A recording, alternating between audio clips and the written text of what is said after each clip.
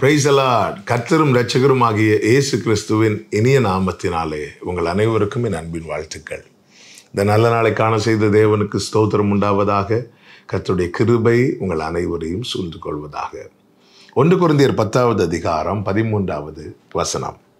மனுஷருக்கு நேரிடுகிற சோதனையே அல்லாமல் வேறே சோதனை உங்களுக்கு நேரிடவில்லை. தேவன் உண்மை உள்ளவராயிருக்கிறார். உங்கள் திராணிக்கு மேலாக நீங்கள் சோதிக்கப்படுகிறதற்கு அவர் இடம் கொடாமல் சோதனையை தாங்கத்தக்கதாக சோதனையோடு கூட அதற்கு தப்பிக்கொள்ளும்படியான போக்கையும் உண்டாக்குவார். கர்த்தருடைய பரிசுத்த நாமத்திற்கு மகிமை உண்டாவதாக. தேவன் உண்மையுள்ளவராயிருக்கிறார். உண்மையுள்ள தேவன் என்ன செய்கிறார் தெரியுமா? நம் திராணி அறிந்து திராணிக்கு மேலான சோதனைக்கு அவர் இடம் கொடாதபடிக்கு நம்மை காப்பாற்றுகிற நல்ல தேவனாயிருக்கிறார். சாத்தான் 2 பேரை சோதிக்கும்படியாக பெர்மிஷன் கேட்கிறான். ஒருவன் யோபு, இன்னொருவன் பேதுரு. யோபுவை சோதிக்க பெர்மிஷன் கேட்கும்போது கர்த்தர் சோதிச்சுக்கோன்னு சொல்லி விட்டுட்டார். ஆனால் பேதுருவை சோதிக்க சாத்தான் பெர்மிஷன் கேட்கும்போது இயேசு சொன்ன வார்த்தை என்ன தெரியுமா? நானோ உன் விசுவாசம் ஒளிந்து போகாதபடி உனக்காக வேண்டிக் கொண்டேன். பிதாவாகிய தேவனிடத்தில் குமாரனாகிய கிறிஸ்து பேதுருவுக்காக வேண்டிக் கொள்ளுகிறார்.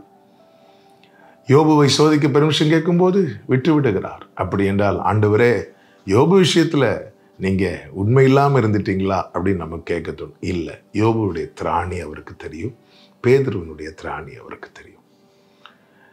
நம்மால எது தாங்க முடியும், நம்மால எது தாங்க முடியாது, இதை நம்மை அறிந்த ஆண்டவருக்கு மட்டும்தான் புரியும்.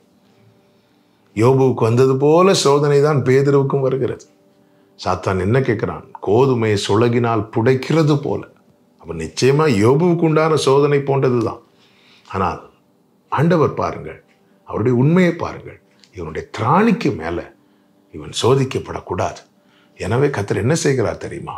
அந்த சோதனையின் அளவை கர்த்தர் குறைக்கிறார். அதாவது பேதுருவுக்கு எவ்வளவு திராணியோ அதுக்கு ஏற்றாற் போலதான் கர்த்தர் அனுமதிக்கிறார்.